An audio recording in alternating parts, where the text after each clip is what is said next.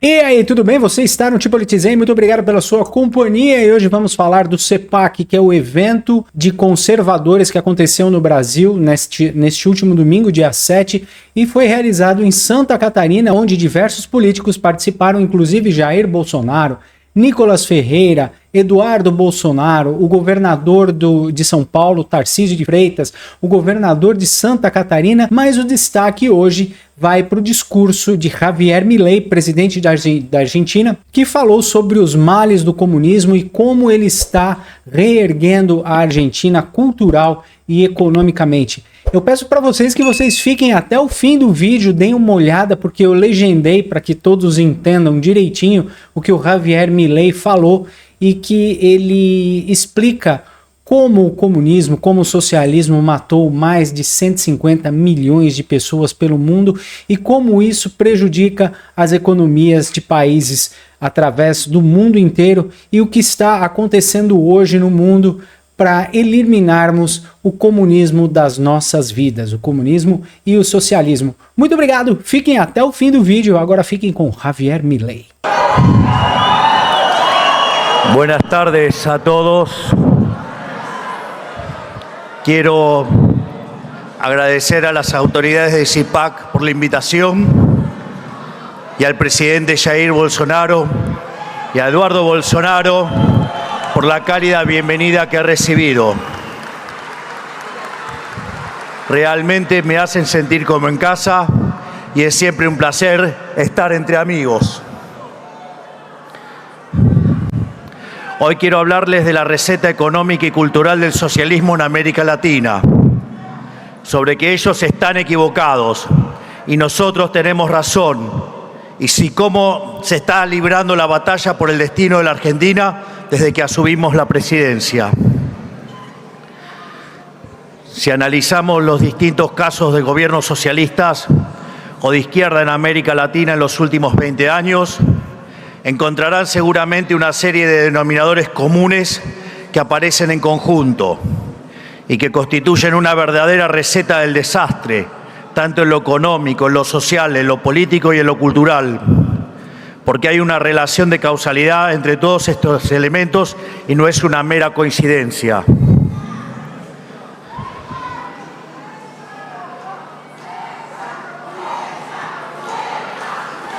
¿Qué pasó? Por favor, tomen asiento para que los que están atrás...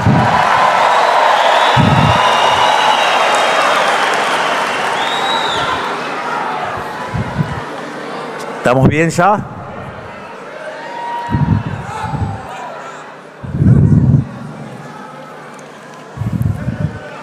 En primer lugar, es notable que los socialistas comienzan con un periodo de bonanza económica en un contexto de cuentas públicas ordenadas y precios internacionales de commodities altos. En este primer momento la economía crece, la sociedad gana en poder adquisitivo, el Estado recauda y el Banco Central acumula reservas. Pero los gobiernos socialistas se enamoran de la popularidad generada por la bonanza que heredaron, se asustan de que no vayan a ser eterna y aumentan indiscriminadamente el gasto público para sostenerla. ¿Cómo lo hacen? Subsidiando tarifas y servicios públicos, aumentando el empleo público y repartiendo dádivas de distinto tipo, lo cual etiquetan como inclusión social. Cuando la plata se acaba, empiezan a aumentar los impuestos para recaudar más, pero a costo de contraer la actividad económica y destruir la inversión.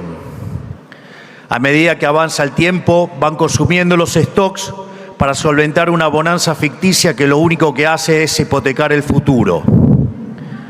El stock se va acabando hasta que en un punto deben recurrir al endeudamiento. Nunca resuelven el problema de fondo, que es el círculo vicioso de expansión del gasto público y el consecuente déficit fiscal. Simplemente buscan distintas maneras de seguir financiándolo. Cuando ya no pueden recurrir a los impuestos o al endeudamiento, recurren al peor de todos los males, que es la emisión monetaria, destruyendo así el valor de sus monedas y condenando a toda la población a la pobreza. En el camino ponen regulación sobre regulación ante cada problema que aparece, con tal de no solucionar el problema de fondo. y en cada uno de esos parches le inventan un negocio a algún amigo, generando una casta de empresarios prebendarios protegidos por el poder político, que compiten artificialmente pescando en una pecera. El costo de todo esto, tarde o temprano, la paga la gente. La misma gente que los gobiernos socialistas dicen proteger, pero que realmente quieren esclavizar para conseguir una base de apoyo cautiva que les permita permanecer en el poder. Porque no podemos engañarnos, lo único que les interesa a los socialistas es el poder por el poder mismo.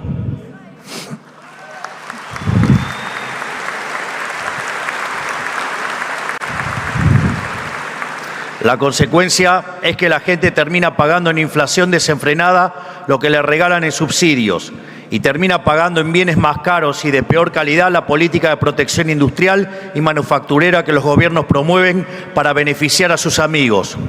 Esta película ya la vimos decenas de veces en toda la región y en el resto del mundo también. No es ni más ni menos que la historia del socialismo del siglo XXI, del que tanto hemos escuchado hablar los hermanos latinoamericanos y que defienden todos los populistas que integran el Grupo Puebla o que también, digamos, antes se llamaba Foro de San Pablo.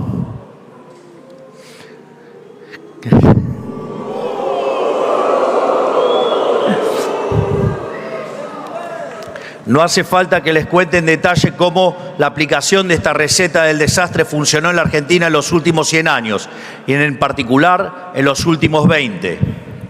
Alcanza con recordar que tuvimos déficit fiscal 113 de los últimos 123 años, que nuestros políticos irresponsablemente multiplicaron nuestra base monetaria 25.000 trillones de veces en los últimos 70 años.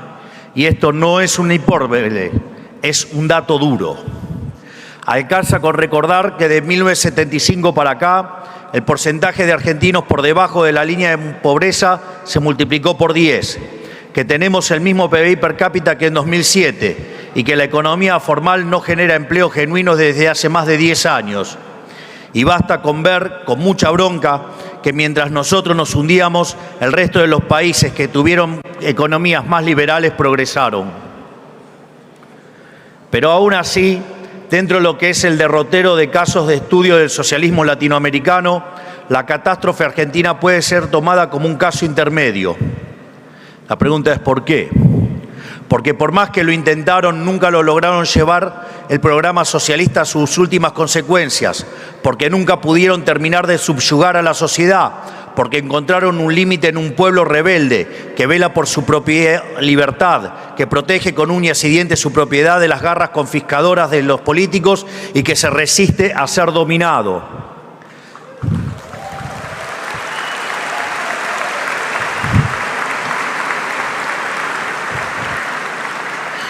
Aquí está la explicación, creo, de que la Argentina sea tan elegida entre quienes escaparon del socialismo en la región, a pesar de que prosperar en la Argentina en los últimos 15 años sin tener privilegio ha sido imposible.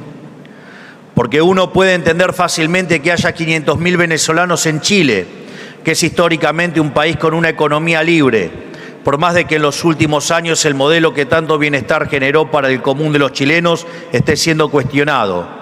Pero en la Argentina, con lo difícil que es, por eso siempre es grato conversar con nuestros queridos residentes venezolanos y constatar que no hay nadie más anticomunista y antikirchnerista en la Argentina que ellos.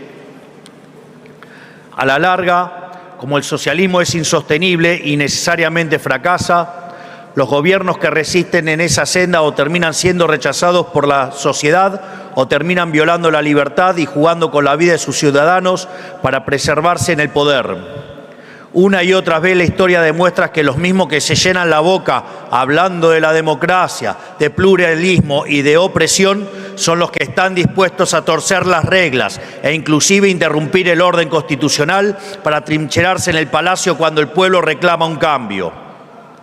Miren lo que pasó en Venezuela, que ya no queda un solo gobierno sensato del mundo que no reconozca que es una dictadura sanguinaria. Miren lo que pasó en Bolivia en 2019, cuando Evo Morales se obstinó con un tercer mandato inconstitucional.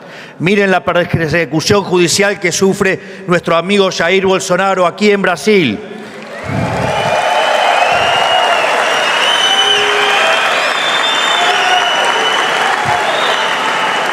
Y mire lo que está pasando en Bolivia ahora mismo. Están dispuestos a montar un falso golpe de Estado con tal de sumar algún puntito que otro más en una elección.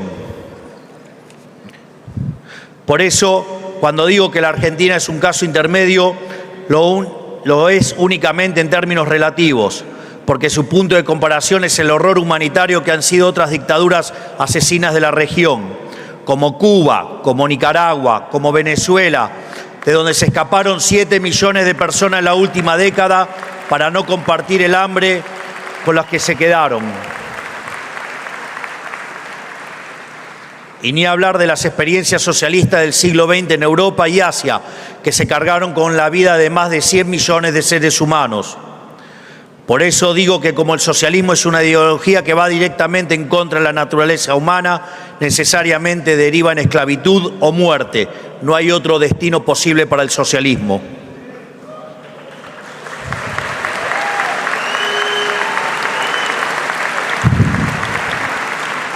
Pero obviamente el descenso al socialismo no ocurre de la noche a la mañana ni sale de un repollo. Nada de esto es posible sin un esfuerzo cultural constante por esmerilar a quienes defendemos el libre mercado, el capitalismo y a los valores que hicieron de la civilización occidental la punta de lanza de la historia del progreso humano.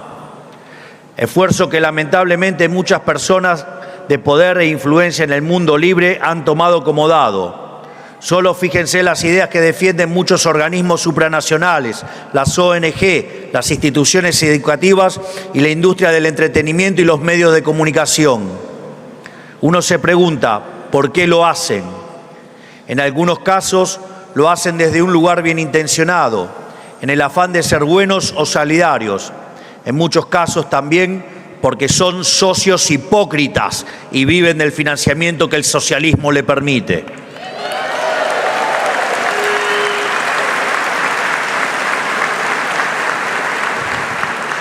En la mayoría de los casos creo que no perciben que están jugando con fuego y están comprando un paquete cerrado que tiene como destino las trágicas consecuencias que nosotros ya conocemos.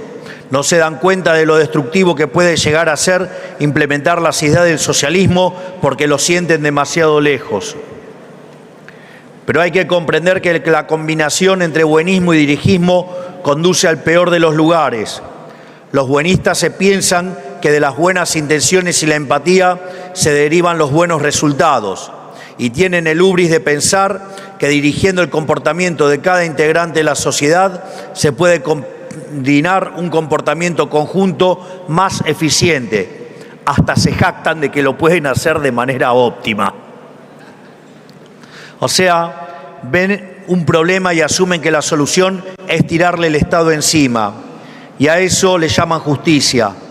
Pero Hayek nos enseñó que aquí radica la fatal arrogancia del ser humano y cada vez que el Estado interviene genera un resultado peor a que si no se hubiera intrometido. Tomemos por ejemplo la libertad de expresión, un valor fundamental de la democracia y que sin embargo se encuentra cuestionado en las principales potencias del mundo con la excusa de no herir las sensibilidades de nadie o respetar supuestos derechos de algunas minorías ruidosas que quieren imponer su visión minoritaria al resto de la población.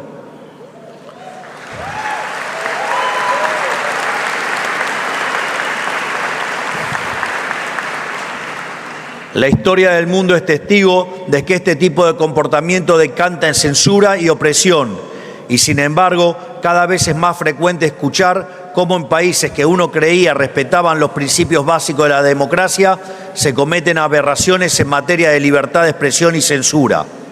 Son cosas que parecen lejanas o abstractas, pero cada uno mira lo que lamentablemente empieza a ocurrir hoy aquí en Brasil, lo piensa 2 veces. Además, como dice Thomas Sowell, la censura, la regulación de la palabra que promueve el socialismo no es otra cosa que una confesión de su bancarrota intelectual y una declaración tácita de derrota en la batalla cultural. Porque como no se animan a enfrentarnos en el mercado de las ideas, porque saben que no pueden derrotarnos, lo intervienen y prohíben la circulación de las ideas que no les gustan y subsidian las ideas que sí les gustan.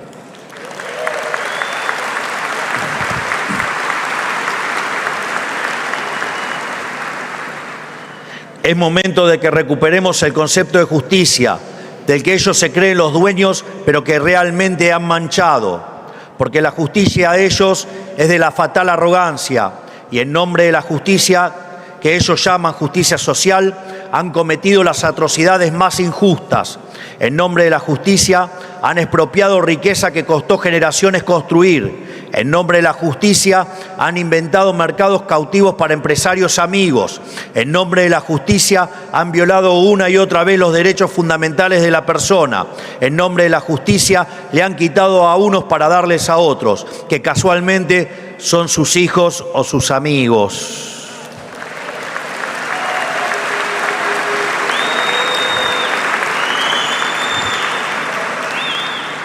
Si tienen alguna duda, vayan a ver cómo viven la familia de estos adalides del socialismo del siglo XXI. Vean cómo vive la familia de Maduro. Vean cómo viven los hijos de algunos de los de su propio país. Son todos multimillonarios que viven como si hubieran inventado a Google. Por eso, ellos perdieron el derecho a hablar de justicia. Y no solo por todas las atrocidades que cometieron o avalaron, también porque tienen fundamentalmente una comprensión equivocada de qué es la justicia. Porque saben que cuantas más regulaciones y restricciones tiene una sociedad, menos justa es. Cuanto más le confisca el fruto de su trabajo a través de impuestos a quienes producen, menos justa es. Cuanto más burócratas tiene un Estado abocado a la tarea de mirar con lupa lo que hacen los ciudadanos y pasarse los días buscando nuevas formas de arruinarle la vida, menos justa es esa sociedad.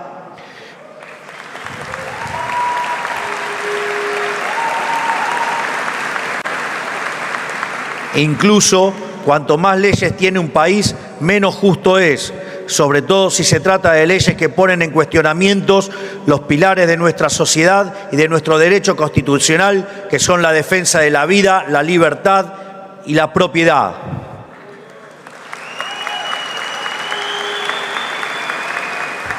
O nuestra versión aquí, Dios, patria y familia.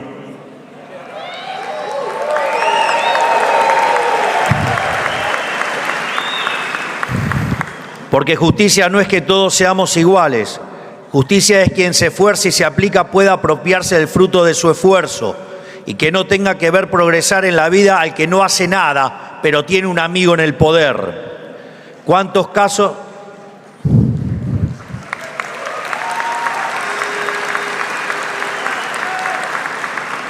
¿Cuántos casos hemos conocido nosotros, los hermanos latinoamericanos, de gente que se ha hecho millonaria de la noche a la mañana solamente por ser amigos del poder?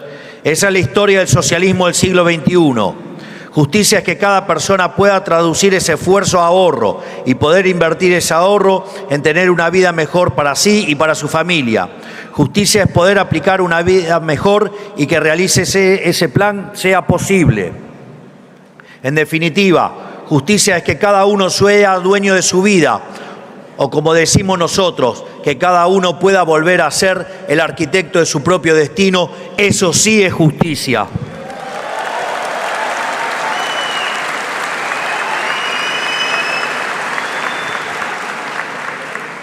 Por eso es falso que la izquierda sea la ideología de los pobres y los oprimidos. Cada día queda más claro en América Latina que la izquierda es la ideología de los ricos, de los poderosos que controlan y tienen posiciones prominentes en la difusión cultural. Todos entongados con el poder, obviamente.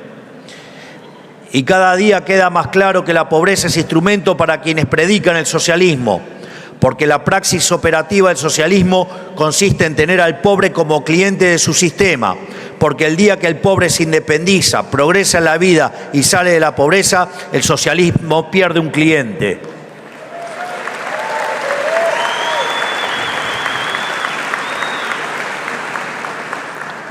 Pero obviamente quieren que les cuente algo de Argentina.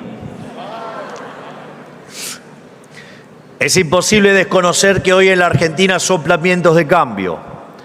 Digamos, ustedes conocen la historia argentina muy bien. ¿Se imaginaron alguna vez que iban a ver a alguien como yo sentado en el sillón de Rivadavia?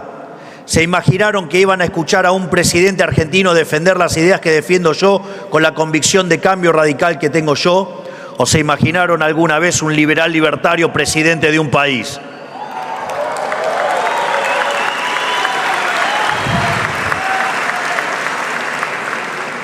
La Argentina atraviesa un momento excepcional en su historia, donde la sociedad por primera vez en décadas rechaza el modelo estatista, el modelo aplicado en muchos de nuestros países hermanos los últimos 20 años, que se agotó después de acumular montañas de miseria. La sociedad rechaza ese modelo y reclama un cambio profundo. Le está diciendo basta al socialismo del siglo XXI.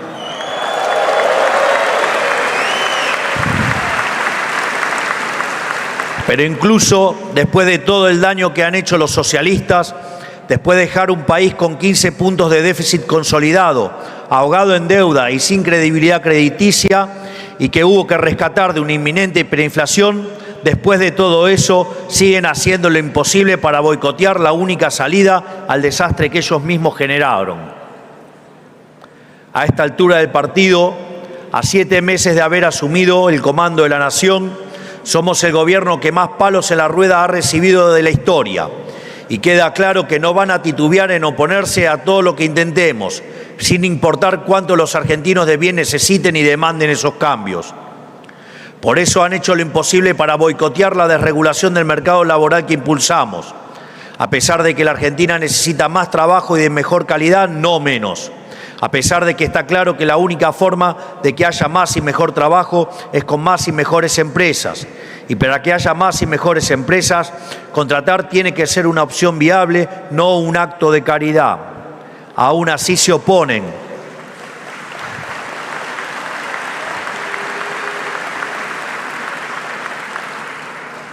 Aún así se oponen, o sea, están dispuestos a perjudicar a los millones de trabajadores argentinos con tal de ver fracasar al gobierno. Por eso también han hecho lo posible para boicotear la promoción de inversiones, inversiones que no venían por la inseguridad jurídica que ellos mismos generaron. Hay que recordar una obviedad: sin inversión del privado no hay actividad económica genuina. Y no hay inversión privada si no es rentable para una empresa invertir. Punto. De modo que o no comprenden una premisa básica de la economía, lo cual los vuelve incapaces de gobernar el país, como ya lo demostraron, o están activamente tratando de boicotear al gobierno y asegurarse de que haya un fracaso. Pero todo esto no debe ser una sorpresa para nosotros, porque en el fondo ellos no solo prefieren que nosotros fracasemos, no solo les conviene electoralmente que fracasemos, sino que lo necesitan en un nivel vital.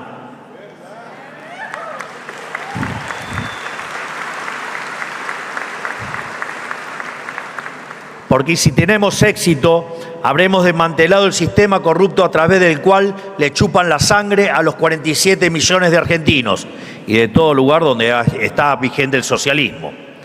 Por eso no pueden permitir que a la Argentina le vaya bien, porque ellos saben que si a la Argentina le va bien, a ellos les va mal. Por eso el nivel de obstrucción que ellos presenten será proporcional a la profundidad del cambio que nosotros queremos realizar. Y ya venimos viendo lo que están preparados para hacer para evitar que salgamos adelante. Lo hemos visto en toda la región, lo hemos visto en Chile, lo hemos visto en Brasil y lo estamos viendo en Argentina. Ellos están dispuestos a tomar el camino de la violencia y la extorsión para obstruir los cambios que reclama la sociedad. Por eso nos hicieron el paro general más rápido de la historia a pocas semanas de haber asumido, como respuesta a nuestro plan de estabilización y nuestro proyecto de desregulación económica. Y por eso hace algunos días enviaron un pequeño ejército a sembrar el caos en las puertas del Congreso, incendiando autos y vandalizando la ciudad en busca de extorsionar a los legisladores para que rechazaran nuestras reformas. Pero ¿saben qué? Hemos logrado aprobar la reforma del Estado laboral y económica más importante de la historia argentina.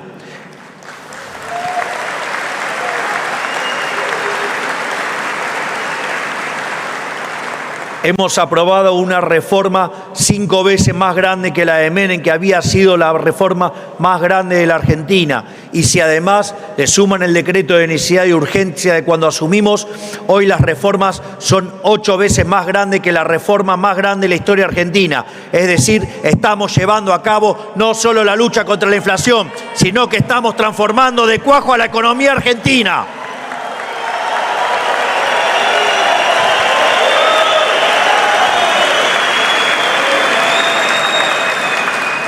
Y quiero decirles algo, vamos a salir de la miseria, les guste o no a los socialistas, con su apoyo o sin su apoyo, porque la gran mayoría de los argentinos eligió el cambio de régimen profundo que nosotros prometimos en campaña, y lo eligió con el resultado electoral más holgado en décadas. Y nosotros tenemos el compromiso indeclinable de cumplir con la voluntad de la mayoría, aunque los beneficiarios de este sistema corrupto, parasitario y empobrecedor muevan cielo y tierra para boicotearnos. No pasarán, no lo lograrán. Vamos a sacar al país adelante.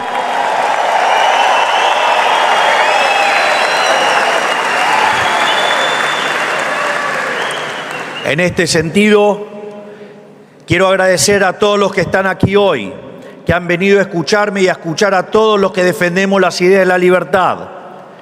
Quiero decirles que soplan vientos de cambio en el mundo, que las ideas del socialismo empobrecedor han fracasado y la gente lo sabe. La gente sabe que el socialismo es siempre y en todo lugar un fenómeno empobrecedor y violentamente asesino, y por eso se están extinguiendo y los vamos a sacar a patadas de todos lados donde estén.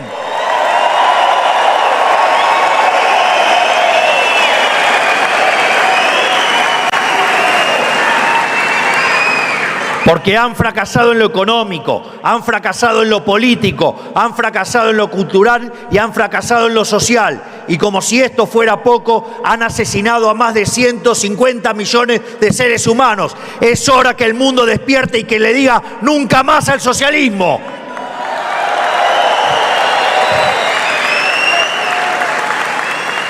Porque el socialismo es la ideología del resentimiento, la envidia y el odio. Pero además de todo eso, el socialismo es la idea del fracaso. Nadie sabe más de esto que nosotros, los hermanos latinoamericanos. Pero ese viento de cambio que empezó en Argentina y hoy recorre el mundo, llegará a cada rincón a donde la libertad esté reprimida. Porque la historia del ser humano es la historia de la libertad y no hay nada ni nadie que pueda detenerla.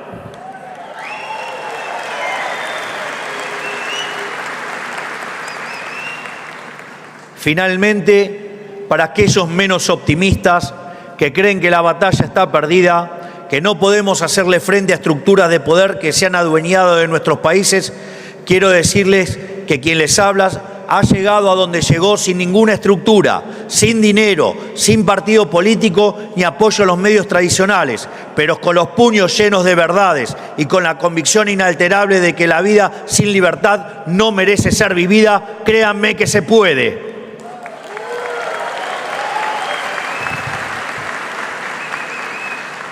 Así es que hoy quiero decirles, confíen en ustedes mismos, háganse dueños de su destino, den la pelea en cada rincón en donde sea necesario y tengan fe que si lo hacen con convicción lograrán el objetivo.